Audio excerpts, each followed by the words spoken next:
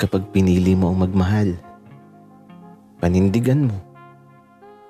Huwag kang maduduwag kahit subukin man kayo ng mga dadaang panahon.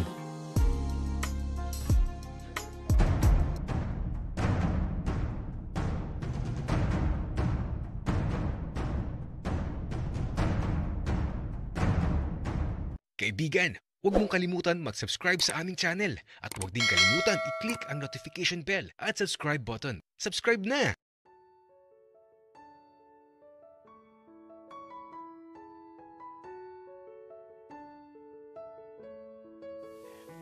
Natatakot talaga ako sa trip ni Eddie. Pero gusto kong subukan. Wala namang makakaalam. Kami lang naman.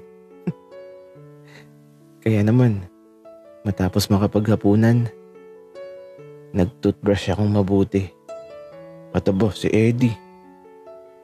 Nakahiga ka na sa kama habang naghihintay sa akin. Yun oh. Dumating ka din, Francis. Napakatagal mo naman atang mag-toothbrush. Parang may pinaghahandaan ka talaga ah. Eddie, alam mo, manahimik ka. Baka mamaya may makarinig sa'yo. At saka, ikaw ba? Nag-toothbrush ka na? Aba, oo naman, Francis. Anong akala mo sa akin?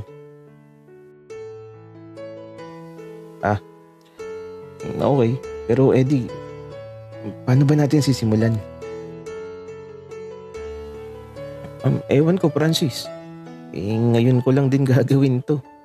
Kaya di ko din talaga alam. Ano ba yan, Eddie? Pero yung ilaw, buhay ba o patay dapat?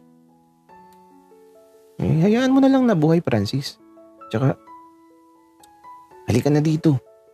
Maupo ka na sa kama tapos subukan na natin. Kaya naman eto, naupo na ako sa kama at eto, nagharap na kami ni Francis. Nakaupo lang kami na magkaharap. Francis, ano na, gawin mo na. Teka lang, Eddie. Bakit ako?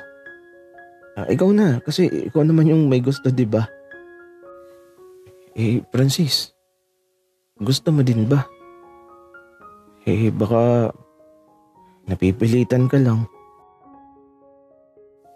Eddie, okay lang. Sige na, gawin mo na. Matapos akong magsalita, nagulat ako sa ginawa ni Eddie. Bigla na lang kasi niyang inilapit ang mukha niya sa akin. At eto, naglapat yung mga labi namin. Hindi ako gumagalaw at wala akong ginagawa na kahit ano. Si Eddie naman, nakalapit lang yung labi niya sa labi ko. Ganun lang.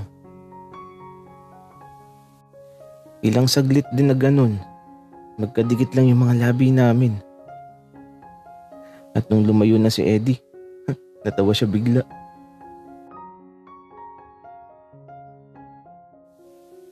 Bakit, Eddie? May nakakatawa ba? Sorry, Francis. Hindi ako marunong humalik. Okay lang. Ako din naman, Eddie, hindi rin ako marunong. Tara na matulog. Oo. Matulog na tayo, Francis. Teka lang, Eddie. Ganun lang ba yun? Wala ka namang ginawa. Bakit, Francis? Nabiting ka ba? Oo. Wika ako. Kaya ito, ewan ko ba kung anong nangyari. Basta hinila ko si Eddie. Tapos, ako na yung gumawa ng bagay na labis na ikinagulat niya. Hinalikan ko siya katulad ng sa napapanood ko. At sa mga sandaling to, napahiga na lang kami sa kama. Tapos, nasa ibabaw niya ako. Mga ilang segundo ko din na ginagawa ang bagay na yun. At nung matapos ako, parang naghabol hininga si Eddie. Gagi ka, Francis. Anong ginawa mo? Ang arte mo kasi, Eddie. Nabibitin ako. Isa pa. At eto na nga. Wala nang nagawa si Eddie. Nararamdaman kong itinutulak niya ako papalayo. Francis, teka lang. Hindi ako makahinga. Kalmahan mo. Ayoko na. Bakit ka ganyan? Bakit ang wild mo masyado?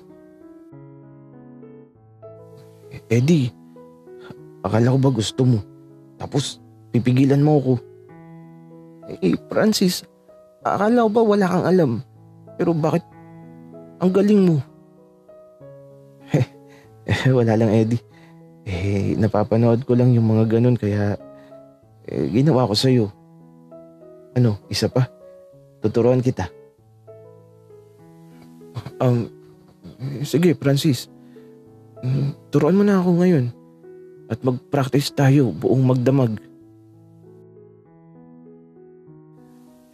Kaya naman, eto na.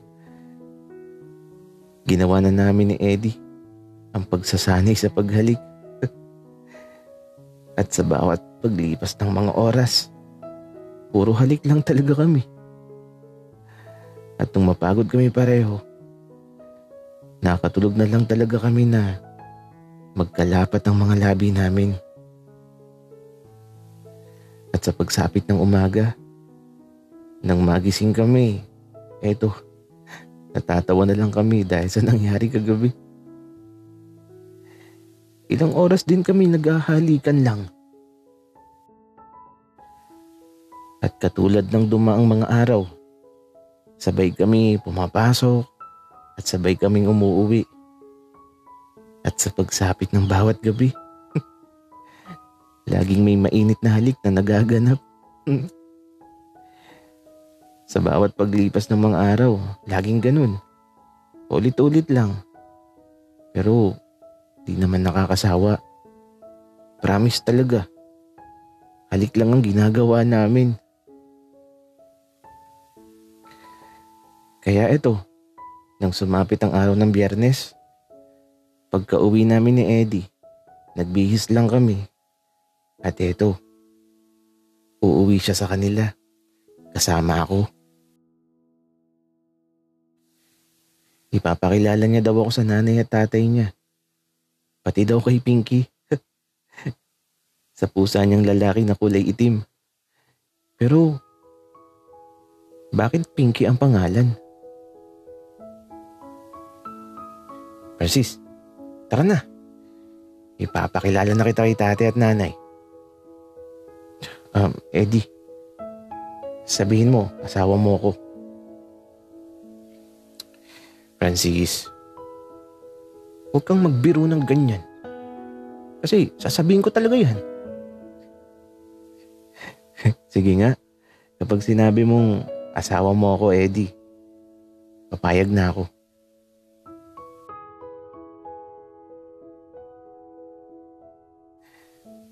Napangiti na lang si Eddie. Kasi naman, madalas na kapag naghahalikan kami sa gabi, gusto niyang kainin ko din daw yung baon niyang hotdog. Kaya lang, ayoko. Pero, parang gusto ko nang subukan. Masarap ba yun?